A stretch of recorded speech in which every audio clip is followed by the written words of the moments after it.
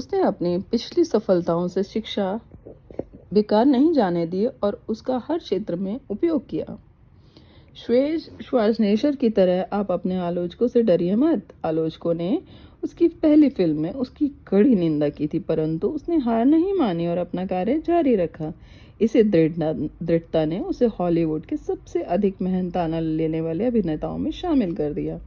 अगले अध्याय में बढ़ने से पहले आप उम्मीद, विश्वास, साहस और सहिष्णुता की शक्ति को मन में पूरी तरह से बैठा लीजिए। अगर आपके पास ये मन स्थिति और इन सिद्धांतों के काम करने के नियम ढंग से पता है, तब इन्हें अमल कर रहे हैं, तो ये समझ लीजिए आप वह सब हासिल कर सकते हैं जो आप चाहते हैं। सिर्फ किसी वस्तु की इच्छा रखने और उसे हासिल करने के लिए तैयार होने में फर्क होता है। किसी भी व्यक्ति का मन उस वस्तु को तब तक हासिल करने के लिए तैयार नहीं होता जब तक उसका मन पूरी तरह से ये विश्वास न कर ले कि उसे ये वस्तु मिल चुकी है। ये मनस्थिति विश्वास की होती है, ना कि सिर्फ उम्मीद और इच्छा की। इस तरह का विश्वास पाने के लिए आपका मन पूर्ण रूप से पूर्वाग्रह मुक्त होना चाहिए। पूर्वाग्रह होने पर आप इच्छा, साहस और विश्वास जगा नहीं सकते। गरीबी, कंजूसी, इन सब को हासिल करने से अधिक प्रयास खुशियाँ और समृद्धि को हासिल करने के लिए नहीं करना पड़ता। एक महान कवि ने अपनी कविता में सही कहा है, मैंने धन के लिए जीवन से सौदेबाजी की और जिंदगी आपको उससे अधिक नहीं देगी। मैंने शाम को भीख मांगा, फिर मेरे पास प्राप्त कुछ सिक्कों को गिनने बैठ गया।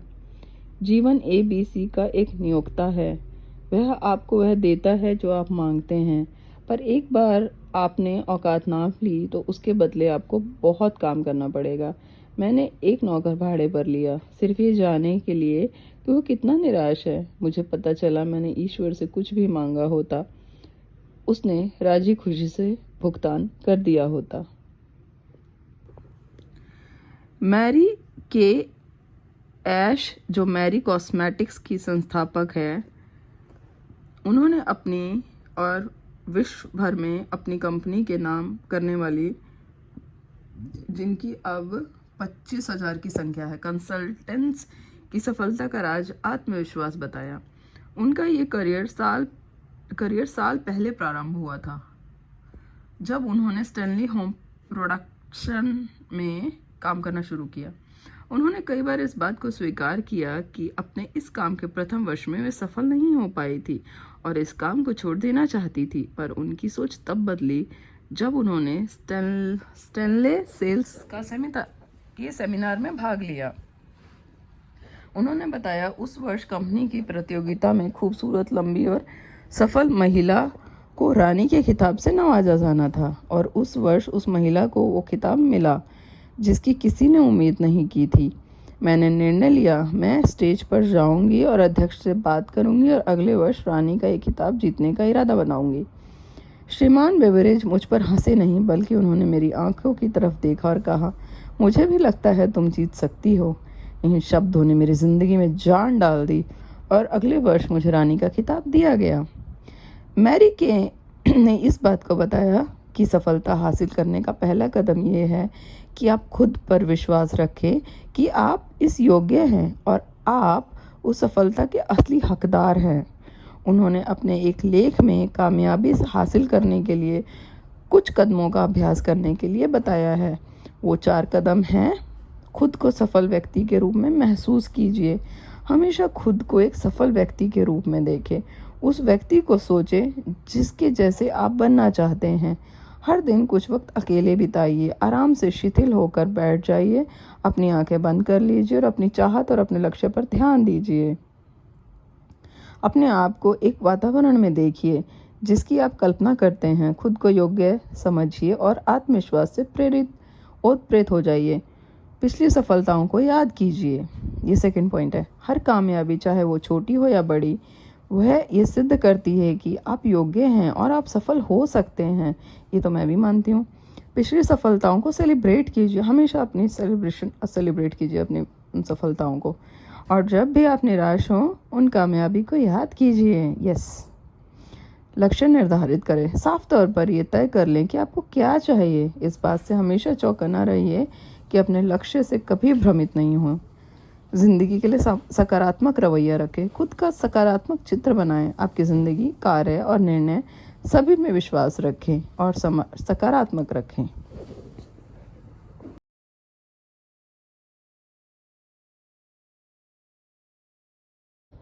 तो यह हेडिंग है, इच्छा शक्ति से प्राकृतिक नियमों पर भी विजय हासिल की जा सकती है। अब मैं आपके सामने ऐसे पुरुष की असामान्य कहानी बताने जा रहा हूँ जिससे चमत्कारिक पुरुष मैंने आज तक देखा ही नहीं है, जिसे मैंने जन्म लेने के कुछ मिनट बाद देखा था। उसके कान नहीं थे। पहले तो डॉक्टर ने भी कुछ बताने से मना कर दिया, पर जब उन पर दबाव डाला गया तो उन्होंने बताया कि शायद वह बच्चा कभी बोल और सुन नहीं पाएगा। मैं डॉक्टर के विचार से सहमत नहीं था और मैं ऐसा कर सकता था क्योंकि मैं उस बच्चे का पिता हूँ। मैंने मन ही मन डॉक्टर के विचारों को चुनौती दे दी और खुद एक निर्णय ले बैठा कि ईश्वर बिना कान के मेरे बच्चे को इस दुनिया में भेज सकता है, पर वह उसे पूरी ज़िंदगी इस तरह यातनापूर्ण जीने के लिए विवश नहीं कर सकता। मैंने ये सोच लिया कि मेरा बेटा सुनेगा भी और बोलेगा भी। ये मुझे नहीं पता था कि ये सब कैसे होगा, और मैं इस बात पर ज़रूर विश्वास करता था कि जहाँ चाहा है वहाँ रहा है। मुझे महान एमर्सन की बात ध्यान आई, दुनिया की हर वस्तु सिर्फ एक ही बात सिखाती है, वो है विश्वास। हमें सिर्फ विश्वास करके प्रकृति के नियमों का पालन करना है।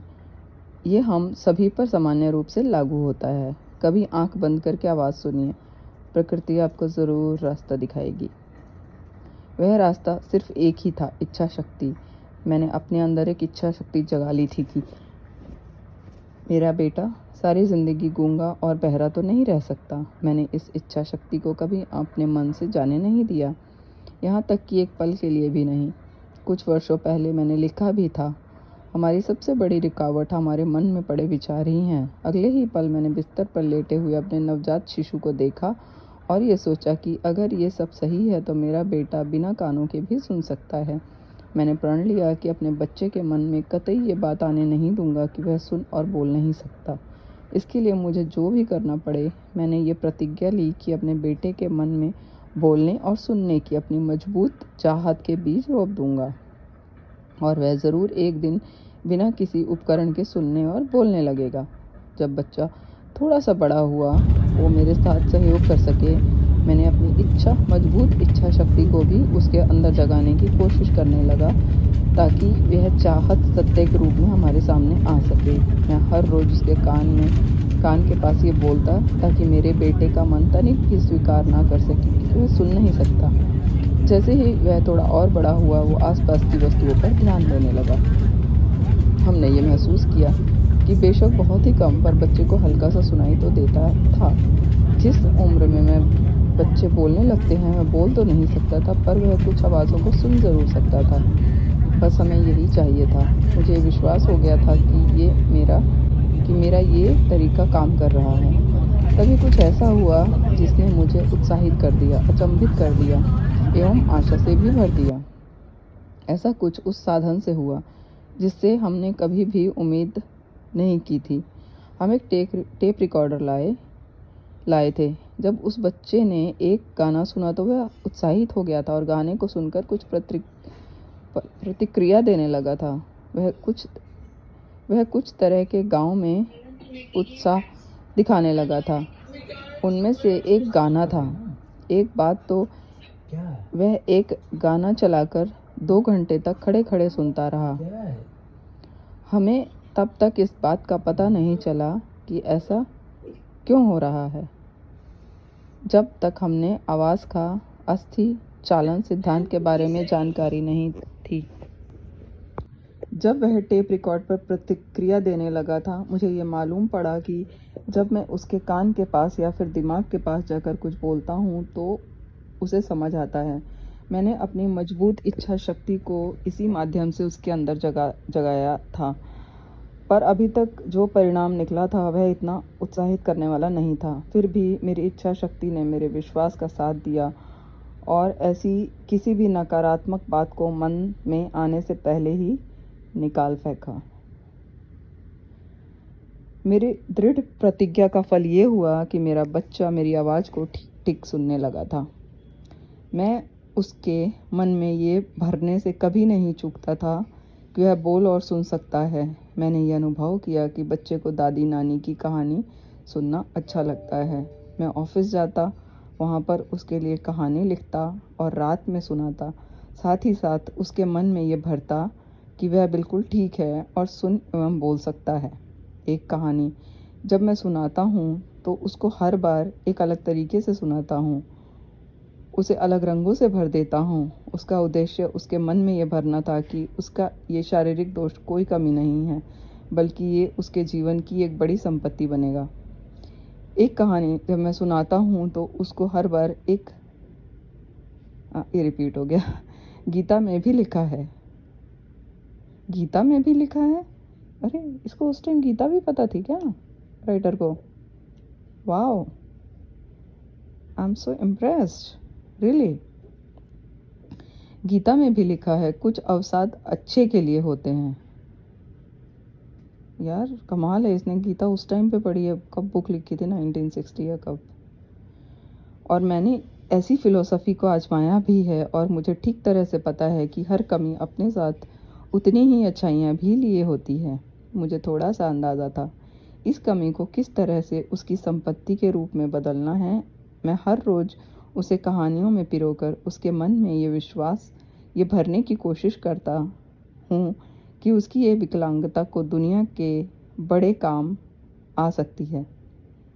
मुझे ये बताया गया था कि उसके कानों में ऐसी कोई चीज़ नहीं है जिससे सुना जा सके। इससे पहले कि मैं निराश होता, मेरी इच्छा शक्ति ने मेरे विश्वास को डगमगाने नहीं दिया। मैंने अपने बेटे के अंदर भी ये विश्वास जगा दिया था। सबसे खास बात उसकी अब ये थी कि वह मुझे प्रश्न नहीं करता था और हर बात को मान लेता था। मैंने हर तरह से उसके मन में ये बात भर दी थी कि उसे अपने भाई से अधिक अच्छे परिणाम मिलेंगे। उदाहरण के तौर पर यह बच्चा सभी अध्यापकों के लिए विशेष था, इसलिए उस पर अधिक ध्यान देना लाजमी था। उसकी माँ ने उन अध्यापकों से मिलकर ये समझा दिया था कि उसे अधिक ध्यान दिया जाए। जब वह इतना बड़ा हो गया कि वह समाचार पत्र वितरण कर सके तो मैंने उसे समझाना शुरू कर दिया था कि वह अपने भाई, उसका बड़ा भाई बाज़ार में समाचार पत्र बेचता था, से अधिक पैसे कमा सकता है क्योंकि वह अपने भाई से अधिक बुद्धिमान और मेहनती है। हमने ये गौर किया जैसे जैसे वह बड़ा हो रहा था उसकी सुनने की क्षमता बढ़ रही थी। दूसरी तरफ उसके मन में अपनी कमी को लेकर ध्यान देने की आदत कतई नहीं थी। जब वो 7 साल का हुआ तब उसने पहली बार हमारी मेहनत को सफल सिद्ध किया। कुछ महीने तक उसने अपनी माँ से बाहर बाज़ार में समाचार पत्र बेचने की अनुमति मांगी, पर उसकी माँ उसके बहरेपन की वजह से डरी हुई थी। एक माँ की तरह उसकी भी चिंता वाजिब थी कि कहीं उसे कुछ सुनाई ना दे और कोई दुर्घटना हो बैठे। फिर एक दिन अचानक एक मौका देखकर रसोई की खिड़की से कूदकर वो बाज़ार भाग गया। वहाँ एक मोची से उसने 6 सेंट लिए और उसे समाचार पत्र खरीदे और फिर बेच दिया। एक बार जब वह समाचार पत्र बेच चुका था तो उसने फिर से खरीदा और बेचा। यह उसने तब तक किया जब तक कि शाम नहीं हो गई। फिर उसने वापस आते समय मोची को उसके 6 सेंट वापस कर दिए। अंत में उसने पाया कि आज उसने सेंट कमाए। जब लोग घर पहुँचे, कितने इसमें लिखा नहीं है। जब हम लोग घर पहुँचे तो वह अपने कमरे में बिस्तर पे सो रहा था। उसने अपनी मुट्ठी में सारे पैसे दबा रखे थे। उसकी माँ ने मुट्ठी खोली तो सिक्के एकदम से गिर पड़े। वह अपने बेटे के पहली कमाई पर भावुक होकर रोने लगी, जबकि मेरी प्रतिज्ञा विपरीत थी। मैं दिल खोलकर हंसा कि उसके मन में मेरा रोपा गया बीज एक आकार ले चुका है। उसकी माँ सोच ही रही थी कि उसका बेटा ढंग से सुन नहीं सकता, कहीं पैसे कमाने के चक्कर में रास्ते में बेटे के साथ कोई दुर्घटना हो जाती तो। मैंने देखा, एक बहादुर, महत्वाकांक्षी, आत्मनिर्भर व्यापारी को देखा जिसे अपने ऊपर पूर्णतः विश्वास है। उसने कदम उठाया और वह जीत गया। उसके काम ने मुझे बहुत खुशियाँ दे दी क्योंकि मुझे पता लग गया था जो मैंने उसके मन में रोपा वह उसके साथ पूरी ज़िंदगी रहने वाला है। बाद में उसने इसे सही भी सिद्ध किया। जब उसे पाने बड़े भाई से कुछ जब उसे अपने बड़े भाई से कुछ चाहिए था तो वह ज़मीन पर लेट जाता, पैर मारने लगता, रोने लगता और उस वस्तु को हासिल कर लेता। जब उस हल्का बहरा बच्चा को कुछ चाहिए होता तो वह पहले पैसे कमाता और फिर वह चीज़ खरीद लेता। आज भी उसकी यही आदत है। मेरे बच्चे ने मुझे ये पाठ पढ़ाया है कि एक विकलांग व्यक्ति आपके सामने पड़े पत्थरों को एक रुकावट के रूप में ना लेकर उनसे सीढ़ी बनाकर अपने लक्ष्य तक पहुंच सकता है।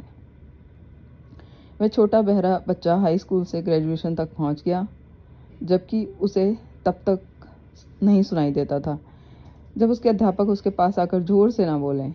हमने उसे गूंगे बहरों के विद्यालय में नहीं भेजा।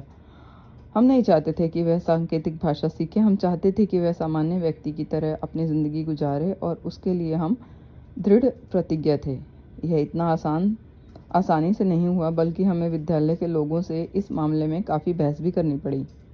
जब वह 10वीं कक्षा में था तब उसके एक कानों में अच्छे से सुनाई देने के लिए एक मशीन लगाई, पर उसका कोई फ़ायदा नहीं हुआ। क्योंकि वह 6 साल का था तो शिकागो के रहने वाले डॉक्टर जॉर्डन विल्सन ने अपने बच्चे के एक सर के एक भाग का ऑपरेशन किया था। उसने पाया उसके कान में ऐसी कोई भी प्राकृतिक अंग नहीं था जिससे सुना जा सके। अपने कॉलेज के अंतिम दिनों में ऑपरेशन के 18 वर्ष बाद कुछ ऐसा हुआ जिसने उसकी ज़िंदगी में टर्निंग पॉइंट दे दिया।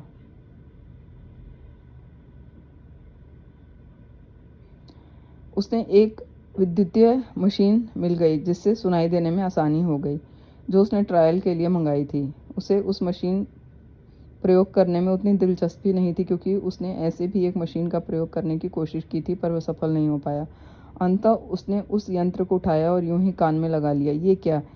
एक सामान्य व्यक्ति की तरह आवाज़ सुनने की चाहत सच हो गई। उसने पहली बार इस तरह से आवाज़ सुनी थी जिस तरह से कोई भी सामान्य व्यक्ति सुनता है। ईश्वर अपने बड़े अजूबे बड़े रहस्यमय तरीके से करता है। वह आज बहुत प्रसन्न था। उस मशीन ने उसकी दुनिया बदल दी। तुरंत वह अपनी मम्मी का फ़ोन उठाने के लिए दौड़ पड़ता है और बड़े आराम से उस दिन उसने पहली बार ठीक से अपनी मम्मी की आवाज़ सुनी थी। अगले दिन उसने पहली बार अपने प्रोफेसर की ढंग से आवाज़ सुनी थी, पहली बार रेडियो सुना था और पहली बार सिनेमा भी सुना था। ज़िंदगी पहली बार लोगों से सामान्य पूर्वक बात सुन सकता था। दूसरे व्यक्तियों को ज़ोर से नहीं बोलना पड़ता था। उसे ऐसे लग रहा था जैसे वह दूसरी दुनिया में आ गया हो। अपने प्राकृतिक गलती को अपनी दृढ़ इच्छा शक्ति की वजह से अस्वीकार कर दिया। इस दुनिया में उपलब्ध एकमात्र अभ्यास से हमने प्रकृति को अपनी गलती सुधारने के लिए मजबूर कर दिया था। इच्छा शक्ति ने अपना काम कर दिया था, पर यह काम अभी पूर्ण नहीं हुआ था। अभी भी लड़के को इस विकलांगता को एक संपत्ति में बदलना बाकी था। एक चमत्कार उसके लिए बस इतनी ही बड़ी बात थी कि उसकी आवाज़ की दुनिया बदल गई थी। वह इसी से खुश था। एक दिन उसने इस यंत्र के निर्माता को एक चिट्ठी लिखी जिसमें उसने अपने अनुभव साझा किए थे। फिर उसने कुछ लिखा, शायद कुछ ही जो रेखा में नहीं लिखा था बल्कि उन रेखाओं के बीच में लिखा हुआ था। इस कारण उसे न्यूयॉर्क के उस कंपनी से बुलावा भी आ गया। जब वह उस कंपनी के मुख्य अभियंता से अपनी बदली हुई दुनिया के बारे में बात कर रहा था तो उसके दिमाग में एक विचार, एक प्रेरणा, आप जो भी नाम देना चाहे, उभर आई, जिसने उसकी कमजोरी को एक ताकत में बदल दिया। उसे पैसे भी मिलने लगे और खुशियाँ भी आ गई। इस विचार का पूरा गठजोड़ ये था कि उसने उन लाखों बहरों लोगों की मदद करने की ठानी जो पूरी ज़िंदगी बहरे बनकर ही काट देते थे और इन यंत्रों के उपयोग के बारे में नहीं जानते थे। उसने सोचा अगर उन्हें इन यंत्रों के बारे में पता चल जाए तो उनकी ज़िंदगी भी बदल सकती है। उसने अपनी बदली हुई ज़िंदगी के बारे में बताने की ठानी। वह तभी इस निर्णय पर पहुंच गया था, अब वह पूरी ज़िंदगी उन लोगों को मदद करने के लिए समर्पित कर देगा। उसने तुरंत कंपनी के मार्केटिंग सिस्टम की जानकारी ली और फिर उसने ये खोजने की कोशिश की कि किस तरह से ऊंचा सुनने वाले व्यक्तियों से बात की जाए और उन तक इन खोजी विधियों द्वारा पहुंचाया जाए। जब उसने अपना प्लान बना लिया तो उसे प्रेजेंटेशन के लिए कंपनी में बुलाया गया। प्रेजेंटेशन प्लान देते वक्त ही उसे 2 वर्ष का अपने एम्बिशन को आगे बढ़ाने के लिए अनुबंधित कर लिया गया था। जब वह ऑफिस जा रहा था तो उसके चेहरे पर संतुष्टि के भाव झलक रहे थे। झलके भी क्यों ना, वह उन 1000 लोगों की ज़िंदगी संवारने जा रहा था और थोड़ा बहुत अपना सपना पूरा करने भी। जैसे ही वह उस हियरिंग एड बनाने वाली कंपनी से जुड़ गया, उसके तुरंत बाद ही उसने मुझे उस कंपनी के गूंगे और बहरे लोगों के लिए लेक्चर सुनने के लिए बुलाया। इस लेक्चर का उद्देश्य ये था कि गूंगे और बहरे व्यक्तियों को सिखाया जा सके कि कैसे आसानी से बोला व सुना जा सकता था। इससे पहले मैंने इस तरह की शिक्षा के बारे में कभी नहीं सुना था। फिर भी संशय और इस बात की उम्मीद करता हुआ मैं वहाँ पहुँच गया कि मेरा वक्त बर्बाद नहीं होगा। मैंने वहाँ पहुँचकर पाया कि जो चाहत मैंने अपने बेटे से पैदा की थी, उसकी वजह से उसके अंदर उन बहरे लोगों के लिए बहुत कुछ गुजरने का लक्ष्य था। मैंने वहाँ पर ये पाया कि जिस सिद्धांत का मैं पिछले 20 वर्षों से प्रयोग कर रहा था, उसी के माध्यम से वहाँ गूंगे और बहरे लोगों को उनके जीवन में आगे निकलने की सलाह दी जा रही थी। अपनी ज़िंदगी के बदलने के बाद से ही मेरा बेटा ब्लेयर और मैं दोनों लोगों उन गूंगे बहरों के लिए लड़ पड़े।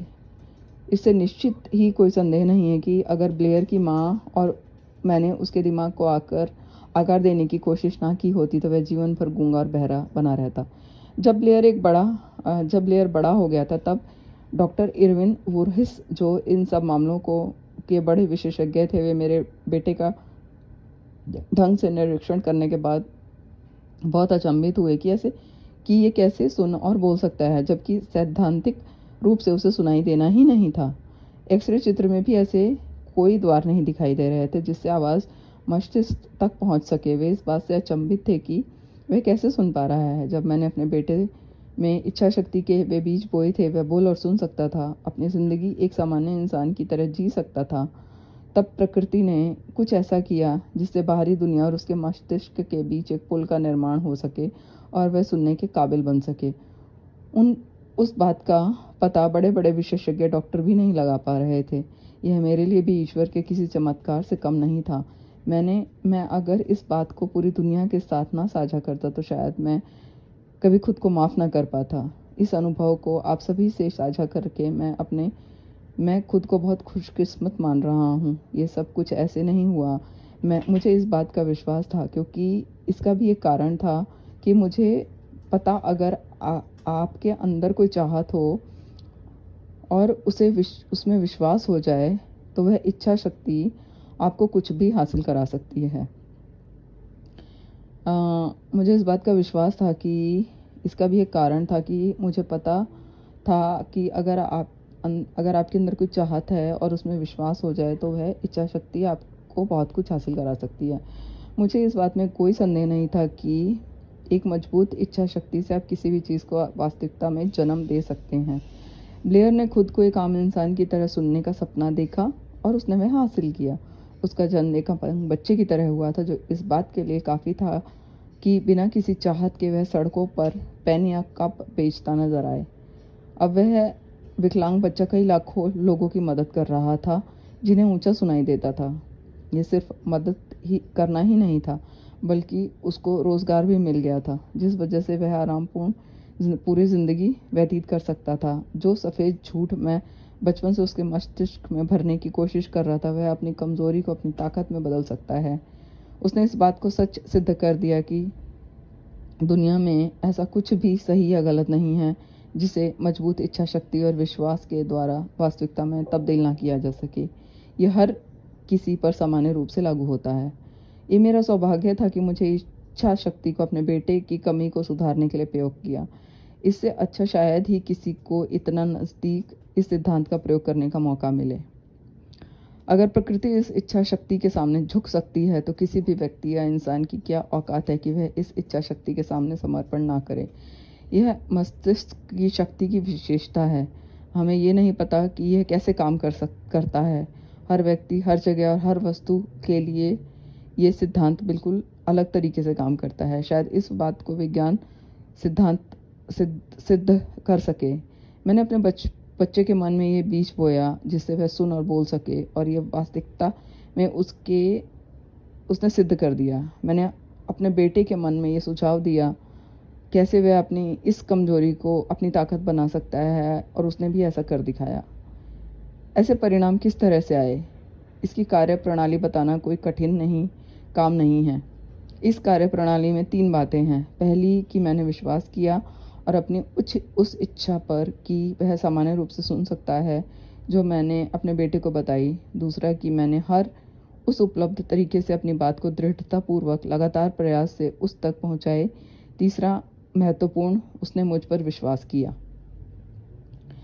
कई वर्षों बाद मेरे साथ काम करने वाले एक सहयोगी बीमार पड़ गया। उनकी हालत दिन प्रतिदिन बदतर होती जा रही थी। अंत में उन्हें अस्पताल में ऑपरेशन के लिए भर्ती कर दिया गया। जब वे ऑपरेशन थिएटर की तरफ पहियों वाले पलंग पर लेट कर जा रहे थे, तब मैंने उनकी ओर देखा और ये सोच में डूब गया कि इतने दुबले पतले और कमज़ोर व्यक्ति का ऑपरेशन कैसे हो सकता है। क्या ये ऑपरेशन सफल हो पाएगा? डॉक्टर ने भी हमें चेतावनी दी थी कि उनका बचकर वापस आने का उम्मीद बहुत कम है। पर ये डॉक्टर की राय थी, ये मरीज की राय बिल्कुल भी नहीं थी। फ़र्क इससे नहीं पड़ता कि डॉक्टर क्या सोच रहे हैं, यहाँ पर फ़र्क इससे पड़ेगा कि मरीज क्या सोचता है। उसने जाते हुए मुझसे कहा, चिंता मत करो, जल्दी वापस आऊँगा और आपके साथ मिलकर काम करूँगा। नर्स ने मेरी तरफ दया भरी नज़रों से देखा, परंतु वह मरीज ऑपरेशन के बाद सफलतापूर्वक ठीक होकर आया। सब कुछ सही होने के बाद डॉक्टर ने मुझे बताया, उसकी जीने की चाहत ने उसे बचा लिया। अगर उसकी इच्छा शक्ति ने मौत को मना कर ना किया होता तो शायद वह बचकर वापस नहीं आता। मैं इच्छा शक्ति में विश्वास करता हूँ। मैंने गरीबी से उठते हुए लोगों को सैकड़ों असफलताओं के बाद सफलता की बुलंदियाँ छूते देखा है। मैंने विकलांग बेटे को एक सामान्य रूप से सफल जिंदगी जीते हुए देखा है, जबकि जन्म लेते ही प्रकृति ने उसके कान नहीं दिए थे। इस अध्याय में आपने पढ़ा कैसे कोई अपनी इच्छा शक्ति का उपयोग कर सकता है। मजबूत इच्छा शक्ति से आप वह सब कुछ पा सकते हैं जो आप सोचते हैं। ये सब संभव है उस मस्तिष्क रसायन से जो प्रकृति आपको मजबूत इच्छा शक्ति होने पर खोलता है। दुनिया में कुछ भी असंभव नहीं है, वह सब कुछ आप पा सकते हैं जो आप सोचते हैं।